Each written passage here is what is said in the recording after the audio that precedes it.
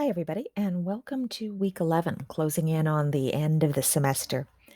So, in this week, we're going to take a bit more of a theoretical or conceptual turn, not quite so many graphs and numbers and facts and figures, and more. Well, sorry, I spoke too soon. There will be graphs and numbers and facts and figures, but there will also be a bit of a tour of the ways in which social scientists, in particular feminist social scientists, have theorized the body, the physical human body, as this entity that's so important, that's actually kind of right at the center of the way we think about gender, especially if we're thinking about it in this binary sense of, you've got two exclusive, exhaustive gender categories, and they depend on physical bodies to be intelligible.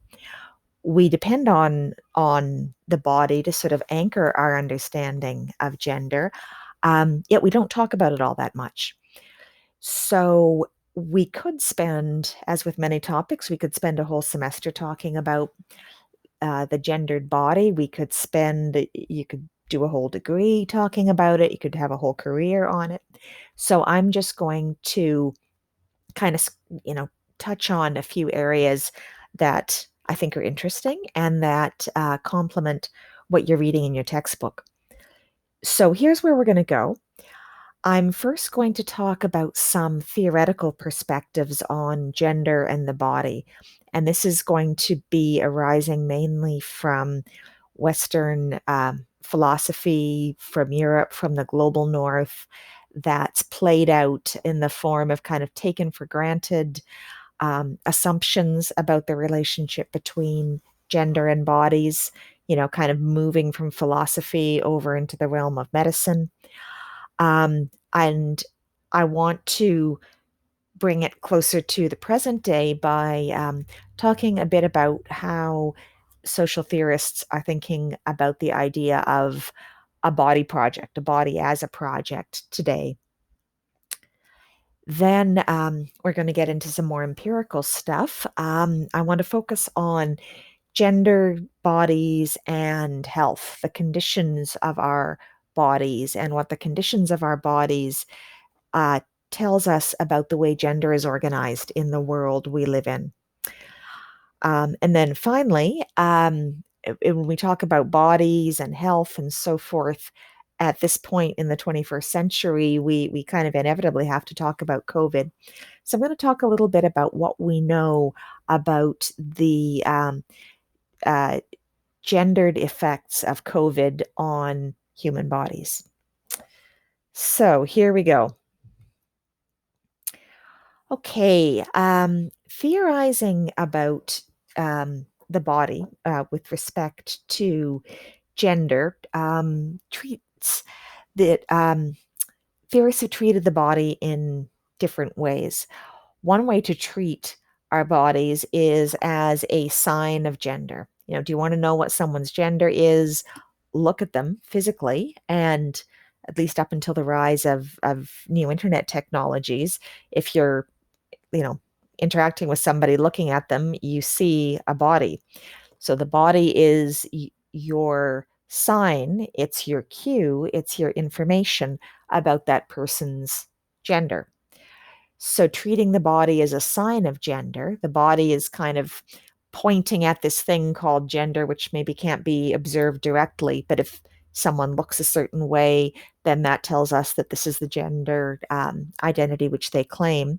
That's one way of looking at the body. Another way of looking at the body is not as a sign, but as a site. So the body doesn't kind of point towards an individual's gender. The body is where gender is created, where gender is done. There's a whole strain in sociology of theorizing around gender as a verb. People do gender, and where gender also can be undone or can be done differently. So you can think of the body as a sort of site metaphor. Imagine, a site as a place where things happen, like a building site or a garden site or, whatever metaphor works for you. And the body is not just there sort of pointing to, okay, this person's gendered. people with their bodies are actively constructing their own individual expressions of gender or manifestations of gender, um, but also taking in broader social information about gender, how gender is enacted in the cultures that we live in, and manifesting that on our bodies. This means that when we're talking about gender in the body, we're talking about really sort of two sorts of bodies. If you're in medical school or you're studying physiology, you're probably studying a physical body, which has blood pressure and it has these, it has kidneys that do this and it has skin and it has all of these other physical attributes, just like an artifact in the natural world. And that's the physical body. But there's also the body as it is shaped by culture, as it is shaped by social norms and normativities. So the social or cultural body would be, for instance, the body of the Edwardian middle class woman in England, where the waist has been kind of pushed in and in to 20, 22 inches because that's considered appealing or attractive. Or the social cultural body could be the body that's on display, that's been kind of created in a certain appearance by an individual, working very hard in the gym, bodybuilding, and so forth, and is manifesting through the way they dress and the way they carry themselves. Um, Look what I've been able to do with my body. That's another way of looking at the body as a social and a cultural phenomenon, as well as something that's made up of things that can be physically measured. So within Western philosophy, if I can make a huge generalization here, Western philosophy coming out of Europe and North America and sort of spreading to the settler societies that are descended from Europe, um, when it comes to gender, the body features as the marker of sexual difference. Western philosophy tends to work in binaries. You guys probably know this already, but in case you don't. So, you're one thing and therefore you're not another thing. So you're a woman and therefore you're not a man. And the thing which makes the difference is the body that you inhabit. So the sort of normal range of variation in human bodies in most Western philosophical traditions gets sort of simplified into or condensed down to these two things. You're on one side of the gender divide or you're on the other. The body marks the difference between men and women. And if you go back and read some of these 18th, 19th, even into the 20th century scholars talking about gender and bodies and so forth, you notice some parallels start to turn up. So women are different from men. Women are treated as much more embodied than men are. One famous way of stating this is the idea that women are to men as nature is to culture. So nature is just sort of the way things are, the kind of growing, living, reproducing, essentially mindless, essentially non-rational state of being, which has been associated with female bodies for much of Western social thought. And culture is the conscious, reflective, rational, um, truly human aspects of life, which have historically been assigned within Western culture to the male half of this sexual difference divide.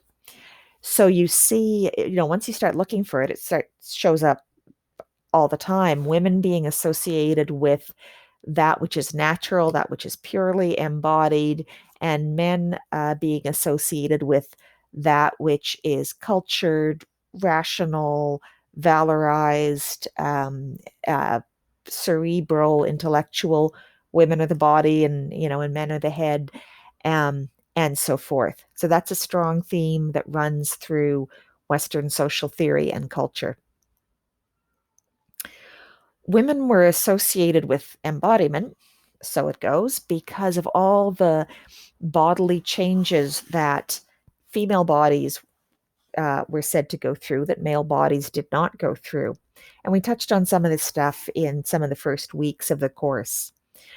So women, their, you know, their bodies, the biology of their bodies that involves menstruation, pregnancy, childbearing, menopause, the bodies are changing. The bodies, women's bodies, female bodies produce new bodies out of them through childbirth. All of this associates within Western social thought, associates the gender category called women with this particular type of highly changeable and highly generative body. Stuff keeps coming out of women's bodies, babies and whatnot and so forth. Whereas men were more associated with reason, logic, and transcendence, not being kind of trapped by the limitations of your body and having to kind of live your life based on, the cycles of your body or what your body's doing and creating more bodies and so forth. But the capacity to transcend that and to be more truly enculturated or truly socialized. And you can see the hierarchy building up here. This, you know, women are to men as nature is to culture dichotomy also provides the template, for forms of racism where white people are presumed to be culture, reason, logic, transcendence, and people of color are treated as purely embodied and reduced to the functions of their body. So that this binary, this dichotomy that has to do with bodies, is a strong theme and a really destructive one in many of the philosophical and political traditions that have come down to us today.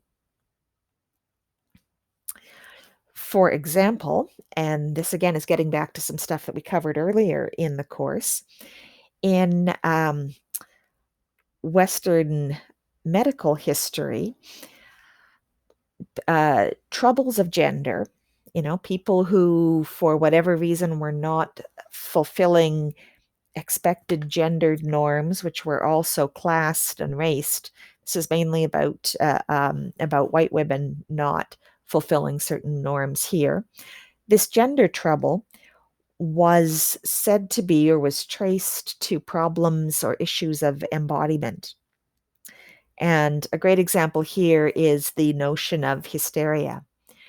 Now, today, when you say something's hysterical, you usually mean it's really funny, it's wild, it's just kind of beyond belief. But the word hysteria actually comes from the Greek word for a uterus. So if you say someone's, that their meme is hysterical, you're literally actually saying, that reminds me of a uterus. Um, Hysteria was as a condition, a medical condition, was also known as the wandering womb. And this was the idea that for women, and again, we're talking mainly about white middle class or upper class women who were expected to be kind of domestic goddesses, separate spheres, very decorative wives and mothers. For women who just weren't doing that, they were either staying in bed all day, or they were really agitated, or they were just refusing this, these expectations of them as wives and mothers, or refusing to get married. Um, they could be understood as having this problem with their uterus in that it started kind of wandering around. It got out of place. So literally the physical uterus was thought to be kind of moving through the body. If women felt like they were choked up or suffocated, well, that would be because the uterus had somehow migrated up to the lungs and was blocking the intake of air. The wanderings of this uterus within the body were said to represent a big drain on women's sort of life force or life energy. So, a woman who was exhausted all the time and unhappy and had no kind of energy for anything. Today, we might look at that and say, okay, that person appears to be really depressed, to have this clinical condition called depression.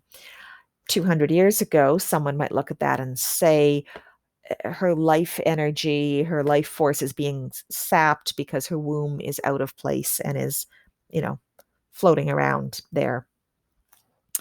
Underlying this notion of the wandering womb was the idea that unless a uterus is properly occupied in pregnancy and childbirth or the preparation for the next pregnancy, it would get restless. So women who weren't using their uteruses properly, who weren't um, fully engaged in mothering, their uterus gets restless and it kind of goes for a walk. This diagnosis was often used to explain women who deviated from social scripts through pursuit of education, higher learning, rather than the life of wife and mother. That if they did this, their uterus would not be properly occupied if they were busy learning or studying or what have you, and not engaged in a heteronormative marriage relationship producing children. They would be prone to hysteria and this wandering uterus.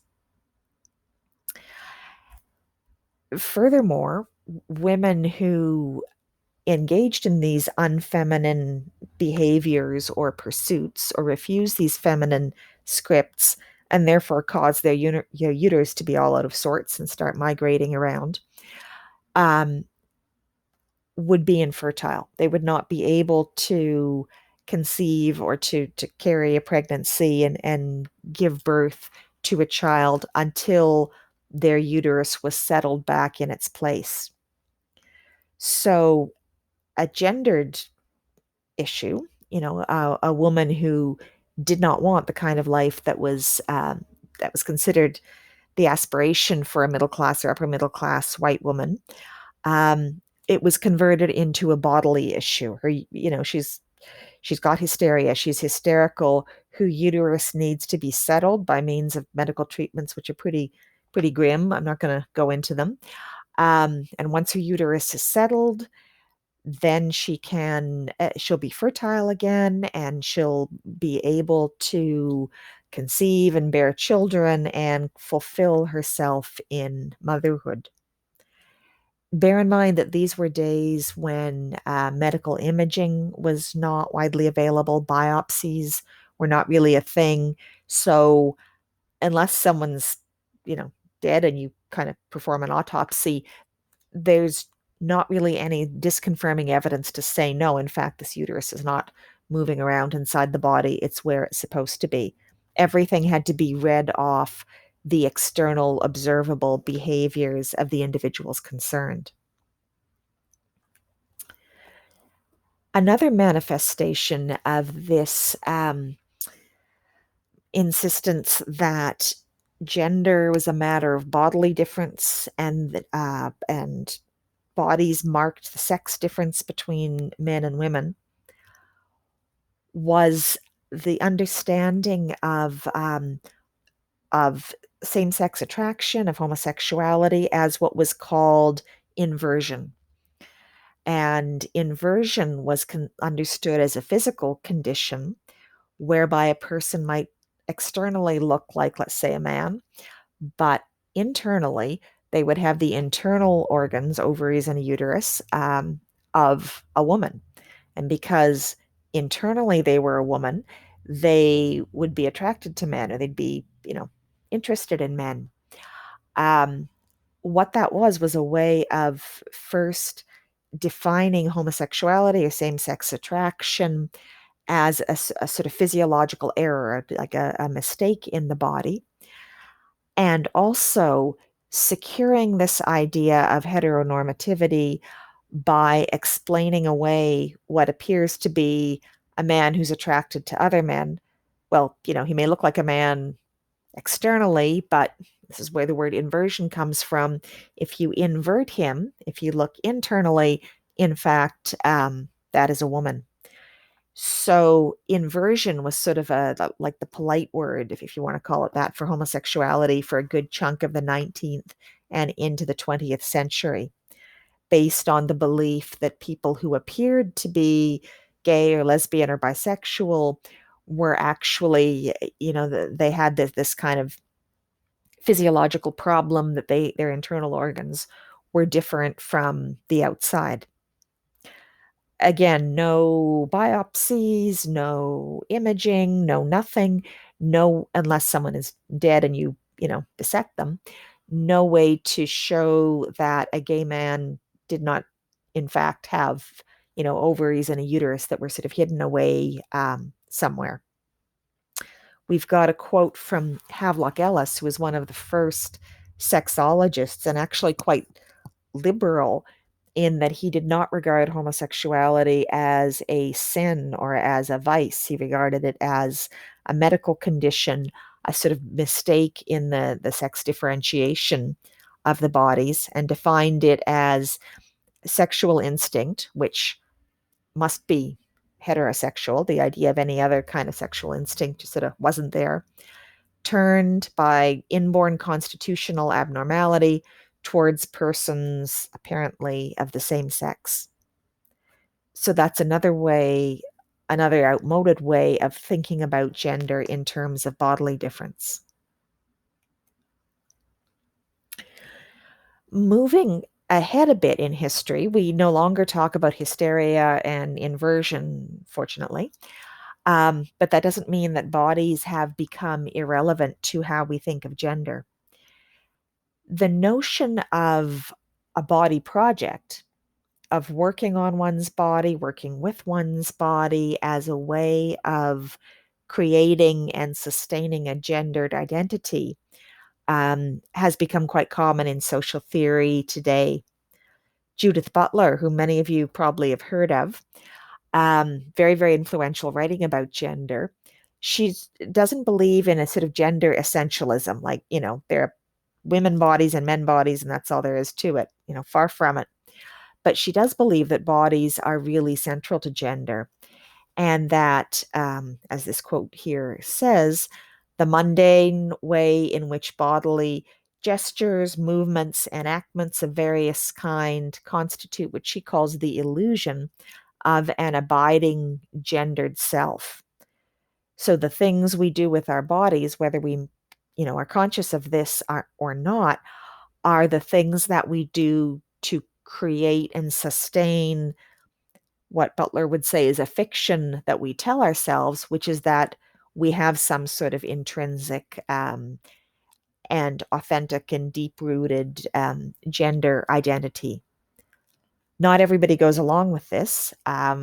Many people, especially people who understand themselves as gender fluid or agendered, are kind of moving away from this idea that by the things we do with our body over and over again, we tell ourselves, we kind of write ourselves into a gendered story.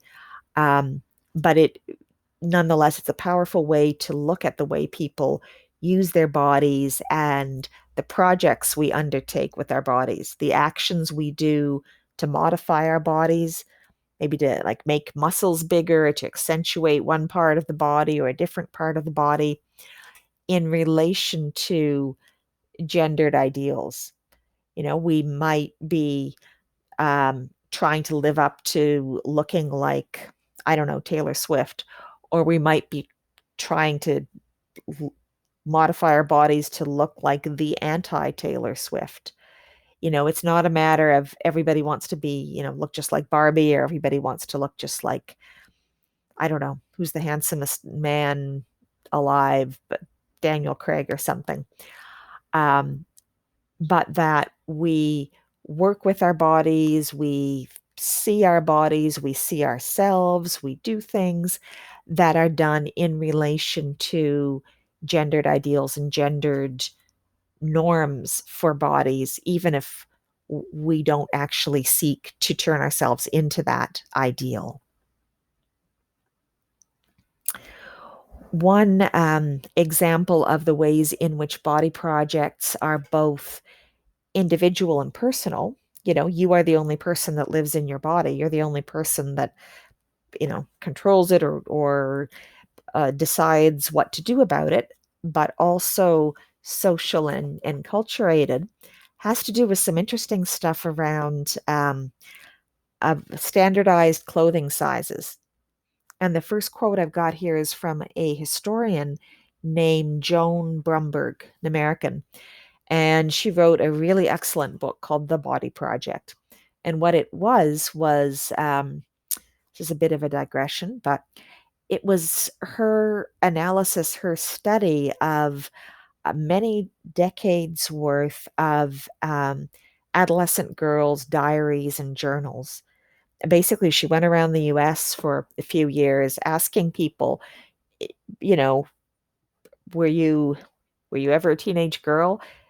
Did you keep a diary? Can I have it, or can I have a copy of it? And thousands of people gave her what they'd written as teenage girls, and she looked at what teenage girls had to say and found that teenage girls in their diaries, which are like a kind of self-talk, had a lot to say about their bodies, and that the sort of the projects and the goals that people set for themselves often had to do with modifying one's body in a certain way. And Bromberg talks about these body projects in relation to the idea of standardized clothing sizes, like the desire, to be a size 6 in time for this particular event, or to be, the experience of being really upset because, like, your size 12 pants don't fit anymore and you're now an extra large instead of a large, or whatever it may be. And as she points out, eh, when clothing was made at home, which would be, 100 years ago, a little more than that, the dimensions of the garment could be adjusted to the body intended to wear it. So when you made your own clothes, or, your parents, probably your mother, made your clothes, they were made to fit a body, not the other way around. But then when clothing became mass produced and store-bought clothes became more and more of a thing, as manufacturing became cheaper and cheaper relative to people's incomes, through the early and middle part of the 20th century, people's bodies now are expected to fit into standardized sizes, a size 4, 6, 8, up to whatever it was. So the body is scrutinized or judged in relation to whether it fits the clothes rather than the other way around, if you see what I mean. So one thing Bromberg found is that a common theme in girls' diaries was that when their clothing doesn't fit anymore, it's interpreted as the young women interpreted it as something wrong with the body. I used to be a size 10, now I'm a 14. This is terrible. There's something wrong with me, because they were failing in their projects to keep their bodies the right size, with that being externally defined by standardized sizing. And the implications of what this could mean, I've drawn the second quote from another researcher, very, very recent, who writes about LGBTQ plus young adults kind of coming of age and growing up. And here's a quote from someone named Dylan, who identifies as a woman. Dylan says she looks like an average guy. It's helpful going to the store and buying small shirts instead of an extra large shirt, so you don't have that much going on in your head. I get mad every time I go to the store. If I buy a men's small or a woman's extra large, how is that supposed to make a woman feel? So Dylan feels implicated or interpolated in her body if she's going to buy a shirt in the women's section and she has to buy extra large. She would, out of preference, go to the men's section where she's not extra large. In fact, she fits into a small, and that gives her more of a sense of satisfaction or a sense of rightness than the idea that that she's an extra large woman. And again, that's the gendered body in relation to these external standardized ideas about what size and shape bodies should be.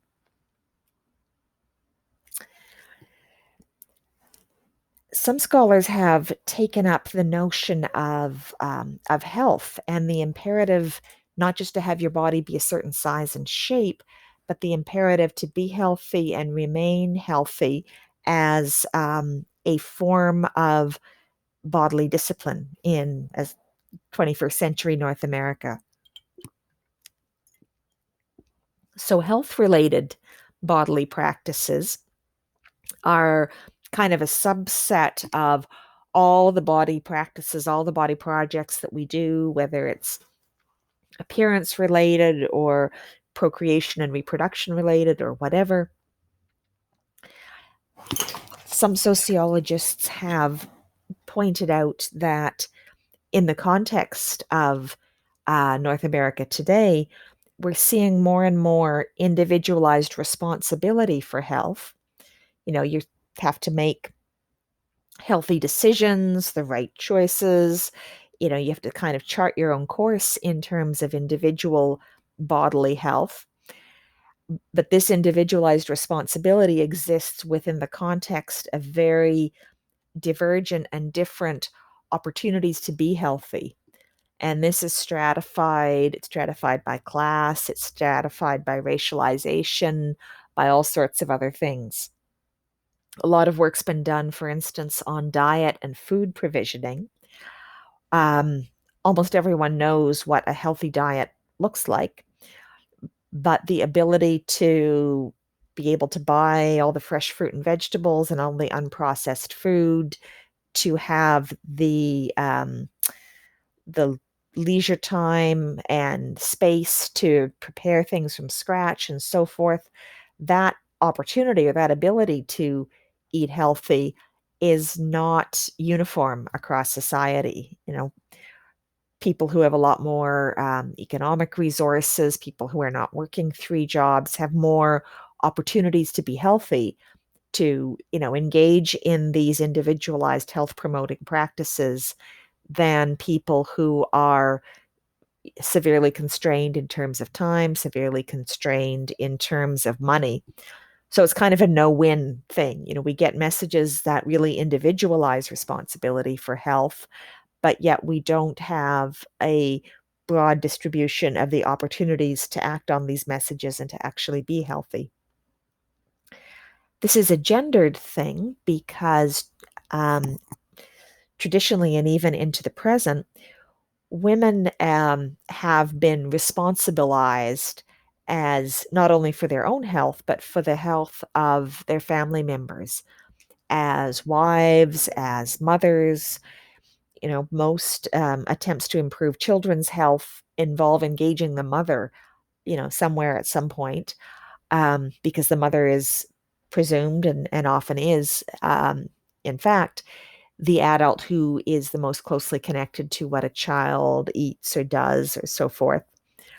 We also know for men that if you're a middle-aged man, the number one predictor of how well you're going to do in terms of health as you get on into your 40s, 50s, 60s is whether you have a wife. And this is connected to, again, this sort of socialized responsibility of women, not only for the health and appearance of their own bodies, but for the health and even the appearance of the bodies of male partners and children. So the notion of health as bodily discipline, although it's pervasive, it's a particularly gendered idea. So I want to round this off just with a reminder here that although we've been talking about bodies as a sort of site where of repression, where the pressure to, you know, metaphorically fit into standardized sizes is acute, where the responsibilization for looking a certain way, behaving a certain way, for, taking responsibility for other people's bodies and how they look and behave. It's not like, you know, bodies are just the site of repression and we'd all be better off if we were like disembodied spirits floating around or what have you. Bodies can also be, and this is a big contribution from third wave and fourth wave feminism, um, the sites of resistance and of celebration and of uh, living out embodied lives that have pleasure and excitement and enjoyment, as well as internalized sort of obligations to discipline oneself and to apply what the Foucaultians call technologies of the self. So being embodied is not always a negative thing. We are not, our physiology does more than just kind of entrap us in gendered scripts and gendered dynamics. Just wanted to leave that there as a reminder, lest this all become like we're just talking about oppression and nothing but all the time. Okay, and then next we're going to launch into talking about health.